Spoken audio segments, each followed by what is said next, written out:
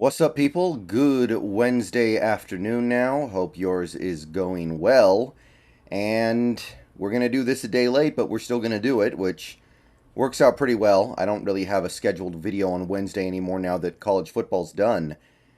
But yeah, we're going to take a look at some of these rookies, some of these young players, rookies and sophomores to be precise, and we're going to see how they're doing. And obviously, we are closing in on the end of their rookie season. So we've got a pretty full picture at this point, and the picture's good, man. The picture's been really good. And every game, it seems like at least one of these guys is, I don't know if standout is the right word, but at the very least, they're performing. And I think that's the case for this week as well. Charles Cross, his grade went up just a little bit. He did give up a sack, although I will say I think that sack is Gino's fault. Gino needs to step up in the pocket.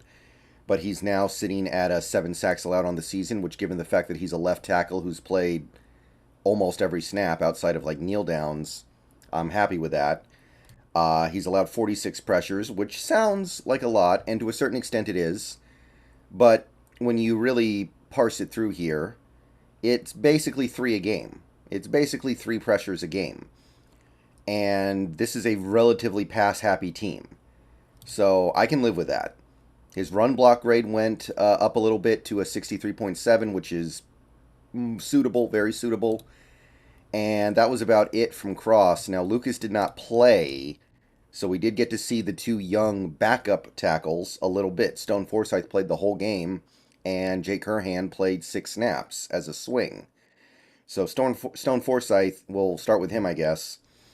PFF did not care for the game that he played at all. His grade fell a few points, and it was starting from a very low place. His grade is now at 36.8. They credited him with 4 pressures permitted.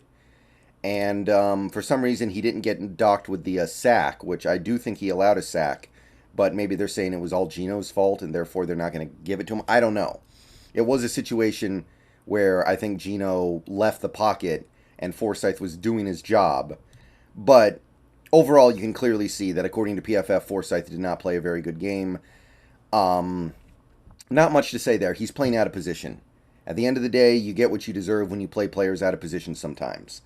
And Forsythe probably didn't play a very good game, but you can understand why when you think about how the fact is that he's a left tackle in this league. Jake Curhan, who is a right tackle in this league, got to play a little bit of swing tackle. He did not play particularly well. PFF gave him a very low grade, and there's not much to say about it because it's only 6 snaps. It's a very small sample size, but there you go. So you can see that both our backup rookie tackles, who I think are sophomore tackles, who I think a lot of people like, they've got some work to do.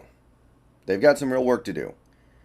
Moving on to linebackers, we got Boye Mafe. His grade went up a little bit. He picked up a couple tackles. He did not pick up any significant stats outside of that. I do know there was one play where he was heavily involved in a Tariq Woolen tackle for loss, so much so that I would almost want to give him credit for it. So I think Mafe played another good game. He's still not wrecking shop as a pass rusher or anything like that, but he's finding his own way to be a above average player, above replacement level, somebody who deserves some playing time. And that's it for the linebackers. Vi Jones was, I believe, active, but he did not get to play in that game. So, yeah, just Boye Mafe in the linebacker role. Offensive skill players. Here's a fun one. So, Ken Walker. His grade was so good going into this game, it actually dropped a little bit, even though I thought he played an awesome game. I kind of understand why the grade went down, though. There were a couple of short yardage situations where Walker just didn't get it done.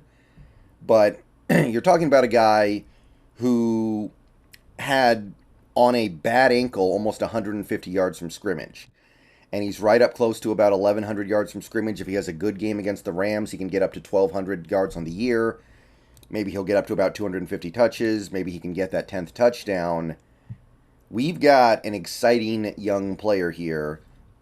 And given where I started with this pick, where I liked the pick, but I didn't completely embrace it. I didn't love the Ken Walker pick. I was fine with it. It was okay. It was solid.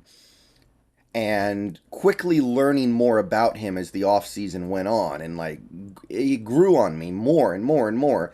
And then eventually we got to this point now where I don't I don't think he's our best rookie, but it's a stiff, stiff competition with him and I guess you would say Cross and Woolen. It's a really good competition at the top here.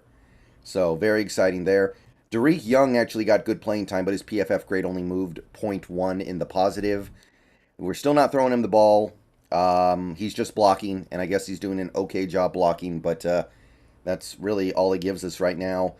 Um, Obviously, there are some things with him that are a work in progress, but I do find it a little bit weird how even in a game where he's on the field a pretty decent amount, because I think he got a good number of snaps against the Jets. It's getting a little bit weird that we can't throw him the ball at least once. And I know we threw him the ball on that one play where there was a penalty, but let's get that guy an actual touch. Okay, defensive backs here, and mostly the same as usual. Kobe Bryant played okay. His PFF grade went up a little bit, 57.5. Picked up 4 tackles, gave up some stuff in coverage, but nothing terrible. Unremarkable, but perfectly fine game for Kobe Bryant. Tariq Woolen, by his own very high standard, did not have a great game. He played fine. I think he did his job. He gave up very little, maybe 3 catches the whole game. Garrett Wilson was a non-factor. And Tariq Woolen had a chance at a couple of interceptions. He ended up with a one pass deflection where um, he almost came down with it. And you look at what Tariq Woolen is doing. Again, I want to stress this. It's not just about the interceptions. It's about the passes defended. And Tariq Woolen is showing his ball hawk skills there as well. He may average 1 a game.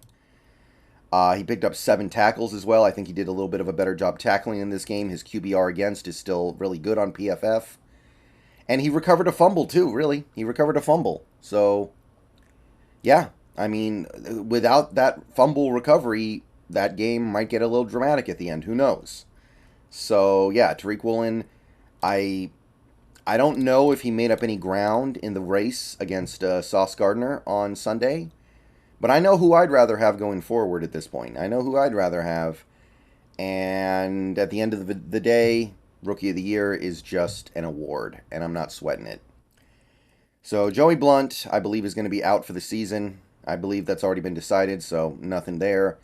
And I don't know what's going on with Trey Brown right now. It seems like we're just going to shut him down for the year, but kind of weird timing there where he comes back for basically 1 game. You play him a little bit, he doesn't play well, and then you shut him down. Maybe they found out he wasn't all the way back. At this point, it doesn't really matter. There's nothing he can really do to, turn his season around. There's 1 game left if we don't make the playoffs. And if we make the playoffs, I seriously doubt we trust him to play. All right, I will see you guys later. Go Hawks. Let me know what you think about all this. We got 1 more of these at least, but it's a great rookie crop, ain't it?